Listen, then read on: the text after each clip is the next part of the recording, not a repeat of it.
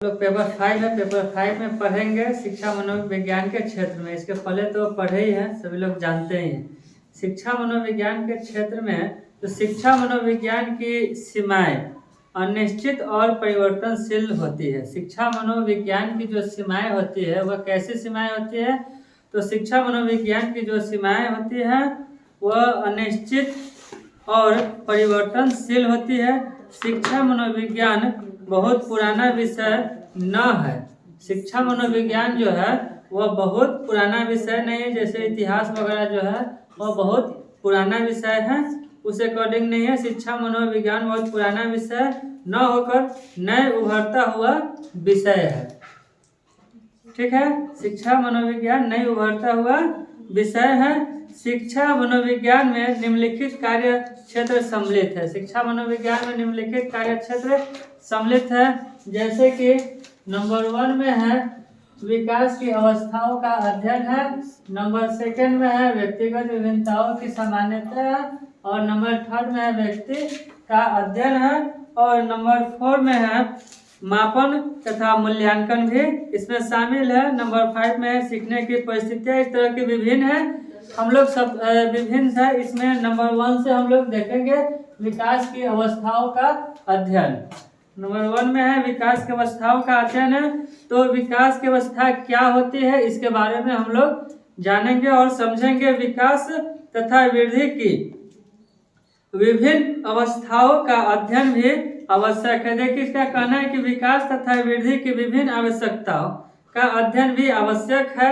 विकास तथा वृद्धि क्या होता है? तो विकास के बारे में सभी लोग जानते हैं और वृद्धि के बारे में भी जानते हैं। वृद्धि यानी बढ़ना होता है, अधिक होता है।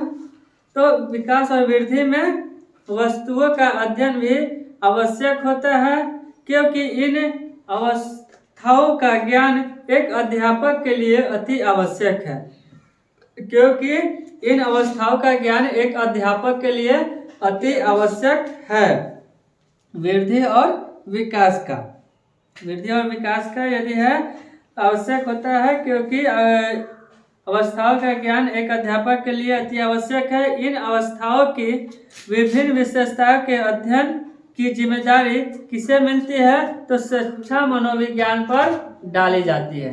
शिक्षा मनोविज्ञान पर क्या डाली जाती है? तो अवस्थाओं की विभिन्न विशेषताओं के अध्ययन की जिम्मेदारी, आवश्यकता जो आपकी आवश्यकताएं होती है उसे विशिष्ट, उसका जो विशिष्ट या विभिन्न जो विशेषताएं होती है उसका अध्ययन का जिम्मेवारी डाला जाता है। किस पर? तो शिक्षा मनोविज्ञान पर डाला जाता है। नंबर 2 में है व्यक्तिगत विभिन्नताओं की समस्या। नंबर 2 है व्यक्तिगत विभिन्नताओं की समस्या। तो व्यक्तिगत विभिन्नता क्या क्या होते हैं? जैसे हम लोग ने पढ़े हुए थे कि जितने भी व्यक्ति होते हैं वह एक समान नहीं होते। मनुष्य जो भी है वह एक समान नहीं है, सभी में कुछ न कुछ डिफरेंसेस पाई जाती है, सभी में विभिन्नता होती है। तो भिन्नता पाई जाती है। शिक्षा मनोविज्ञान का सबसे अधिक निकट का संबंध व्यक्तिगत विभिन्नताओं की समस्या से होती है। शिक्षा यहाँ क्या कह रहा है इसको फिर से समझिएगा कि शिक्षा मनोविज्ञान का सबसे अधिक निकट का संबंध, शिक्षा मनोविज्ञान का सबसे अधिक और निकट मतलब जो पास का हो, उससे जो संबंध है व्यक्तिगत विभिन्नताओं की समस्या होती है। यहाँ पर व्यक्ति, क्योंकि आप जिससे जो बातें आप बोलते हैं उसको मन में नहीं आया तो नेगेटिव कर देता है कि नहीं ये सही नहीं है, तो वहाँ क्या है, वहाँ विभिन्नता आ जाती है। तो यहाँ ये बता रहा है कि निकट का संबंध जो होता है व्यक्तिगत विभिन्नताओं की समस्या होती है। कोई दो व्यक्ति कह रहा है कि कोई दो व्यक्ति समान नहीं हो सकता, यानी जैसे आपको हम बताए हैं कि हर व्यक्ति एक समान नहीं होता है। तो सेकंड वाले व्यक्ति से जो आप कह रहे हैं नहीं है कि वह आपकी बातों को माने और उसका जो विचार थॉट जो है वह आपके थॉट से मिलता हो, तो ऐसा नहीं है। कोई दो व्यक्ति एक समान नहीं हो सकता है। देखते हैं बराबर कोई दोस्त वगैरह जो होता है तो उसको झंझट हो जाता है। क्या हो जाता है? क्योंकि उसका सोच मिलता ही नहीं है। कभी कभी मिलता है, कभी कभी नहीं मिलता है। तो कभी मिलता है तो वह सिचुएशन के अकॉर्डिंग उसका मिलता है।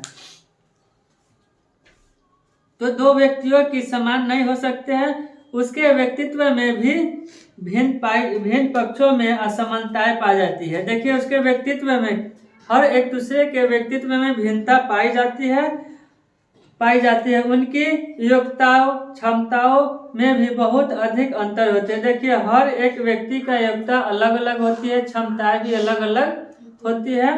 तो योग्यता में भी विभिन्नता पाई जाती है, क्षमताएं में भी विभिन्नता पाई जाती है, बहुत अधिक अंतर भी होता है। ये जितने भी प्रकार के व्यक्तित्व में अंतर होते हैं सभी शिक्षा मनोविज्ञान में विज्ञान के कार्य क्षेत्र में आता है। व्यक्ति में जितने भी भिन्नता होती है, जितने अंतर होते हैं, वह शिक्षा मनोविज्ञान के कार्य में आता है। नंबर 3 है व्यक्तित्व का अध्ययन। नंबर 3 व्यक्तित्व का अध्ययन। व्यक्तित्व का क्या अध्ययन होता है, व्यक्तित्व के बारे में क्या बता रहा है। देखिए, हम लोग व्यक्तित्व का अध्ययन कर रहा है कि शिक्षा मनोविज्ञान द्वारा व्यक्ति के व्यक्तित्व में विकास की दर, विकसित की दशाएं तथा व्यक्तित्व में किसी प्रकार के न्यूनतम तथा अध्ययन किया जाता है। इसको फिर से हम लोग समझ लेंगे कि शिक्षा मनोविज्ञान द्वारा व्यक्ति के व्यक्तित्व के विकास की दर, हर व्यक्ति का अलग अलग व्यक्तित्व होता है और विकास भी अलग अलग होती है। तो विकास की दर, विकसित की दिशाएं, जिस व्यक्ति की विकास की दर और उसका जो विकसित होती है उसकी दिशाएं तथा व्यक्तित्व में किसी प्रकार के न्यूनतम का अध्ययन किया जा सकता है। नंबर 4 में है मापन तथा मूल्यांकन। मापन तथा मूल्यांकन शिक्षा मनोविज्ञान का एक आवश्यक कार्य क्षेत्र है। मापन तथा मूल्यांकन एक शिक्षा मनोविज्ञान का क्या है, आवश्यक कार्य है। और यहाँ पर मापन और मूल्यांकन देखेंगे, जो एग्जामिनेशन होते हैं या किसी से कुछ पूछा जाता है तो वहाँ मापन और मूल्यांकन का कार्य चलता है, जो यह शिक्षा में ही सर्वश्रेष्ठ इसको माना जाता है। तो यही बता रहा है कि मापन तथा मूल्यांकन शिक्षा मनोविज्ञान का एक आवश्यक कार्य क्षेत्र है। शिक्षा मनोविज्ञान बालकों की रुचियों, अभिरुचियों, व्यक्तित्व आदि के मूल्यांकन और मापन के लिए, देख लीजिए, कह रहा है कि शिक्षा मनोविज्ञान बालकों की रुचि, अब जो मापन की प्रक्रिया होती है तो मापन में क्या क्या आता है इस चीज को देख लीजिए। रुचि, अभिरुचि यानी उसका इच्छा है या नहीं है, इसका भी एक अंदाजा होता है, उसे भी आप अंदाज लगा सकते हैं। तो रुचि, अभिरुचि, व्यक्तित्व आदि के मूल्यांकन और मापन के लिए नई नई विधियां देता है। नई नई विधियां किस अकॉर्डिंग से किसको जांचना है नहीं है, तो वह शिक्षा मनोविज्ञान के अकॉर्डिंग है। शिक्षा मनोविज्ञान के अकॉर्डिंग आपको मिलता है। देखिए, इसमें है बुद्धि लब्धि को मापने के लिए क्षेत्र में भी शिक्षा मनोविज्ञान का कार्य क्षेत्र विशाल होता है। बुद्धि लब्धि जो IQ होता है, IQ भी नापा जाता है कि किसका IQ कितना तेज है नहीं है। आप लोग बैठे हुए हैं, आप लोग की भी IQ यदि निकाला जाए तो पता चल जाएगा। यह मैथ्स का क्वेश्चन है, मैथ्स में भी आता है, इसमें भी आता है। IQ आप लोग का पता चल जाएगा। तो ये भी निकाला जाता है। ये सब जो आपको कहाँ मिलेगा, तो शिक्षा मनोविज्ञान में मिलेगा। नंबर 5 है सीखने की परिस्थितियाँ जो है, और सीखने की परिस्थितियाँ, तो सीखने में बहुत सारे हमने बताया था कि अधिगम का मीनिंग भी सीखना होता है, शिक्षण में भी सीखना होता है, शिक्षा में भी सीखना होता है। सभी का डिफिनेशंस अलग अलग है। तो सीखने की परिस्थितियों के वैज्ञानिक अध्ययन में शिक्षा मनोविज्ञान का मुख्य योगदान रहा है। देखिए, सीखने की परिस्थिति में यानी सीखने के युग में वैज्ञानिक अध्ययन में शिक्षा मनोविज्ञान का जो मुख्य योगदान रहा है। विज्ञान के इस युग में सीखने की परिस्थितियों को अनदेखा नहीं किया जा सकता है। विज्ञान के इस युग में सीखने की परिस्थिति को अनदेखा नहीं किया जा सकता है। व्यक्ति जो होता है जीवन उपरांत से जन्म से लेकर मृत्यु उपरांत तक सीखने के ही कार्य करते हैं। तो इसको क्या कह रहा है कि सीखने के में परिस्थितियों में वैज्ञानिक अध्ययन में शिक्षा मनोविज्ञान का मुख्य योगदान रहता है। विज्ञान के इस युग में सीखने की परिस्थितियों को अनदेखा नहीं किया जा सकता है। सीखने की समस्त प्रक्रिया के अध्ययन के लिए शिक्षा मनोविज्ञान के कार्य क्षेत्र में इन संदर्भ को और फैलाया जा सकता है।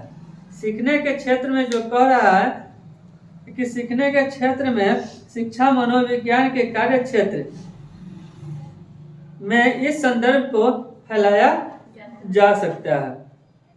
अध्यापक का मूल्यांकन, अब अध्यापक का भी मूल्यांकन होता है। आप लोग पढ़ाने जाइएगा तो आप लोग का भी मूल्यांकन करेगा, बच्चा लोग मूल्यांकन करता है। हमने बताया भी था कि बच्चा जब बदमाशी करेगा तो इसको शांत किसी से हिसाब से आपको करना है, क्योंकि पिटना किसी को नहीं है, ना डांटना, ना बाहर निकालना है।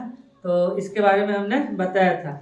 अध्यापक का मूल्यांकन, अध्यापक का अपना मूल्यांकन करने के लिए भी शिक्षा मनोविज्ञान का विषय सक्रिय रहता है। अध्यापक का अपना मूल्यांकन करने के लिए भी, अपने बारे में जानने के लिए भी शिक्षा मनोविज्ञान का अध्ययन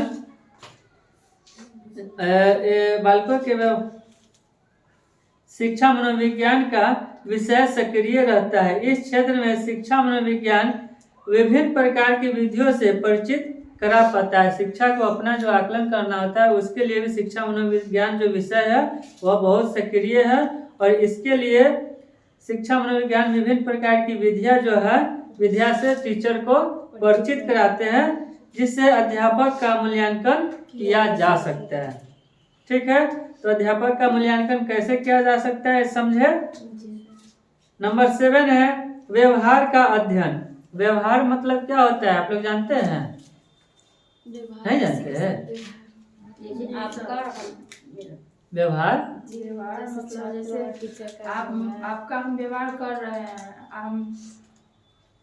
चलिए इसमें हम लोग देख लेते हैं। वही इसमें देख लेते हैं। बुक्स में सीखने की विभिन्न परिस्थितियों में बालकों के व्यवहार का अध्ययन शिक्षा मनोविज्ञान के माध्यम से ही किया जा सकता है।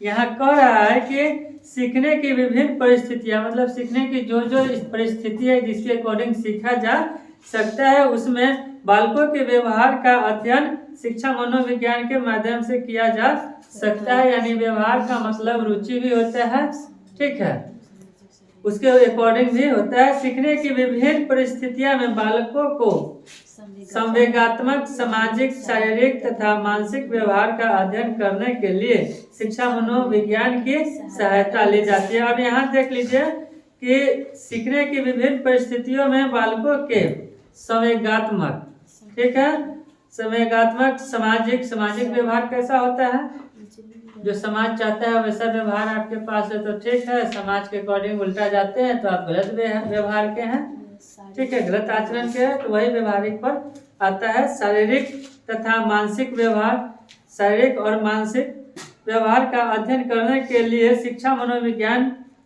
की ही सहायता ली जाती है। शिक्षा मनोविज्ञान से किसी के मन को भी पढ़ा जा सकता है। ज्योतिष वगैरह लोग जो होते हैं वह लोग ये नहीं कि वह पूरा जानते हैं, ऐसा नहीं, उन लोग के पास भी मनोविज्ञान के कुछ ज्ञान होती है और पढ़े हुए रहते हैं भी, कुछ जानकारी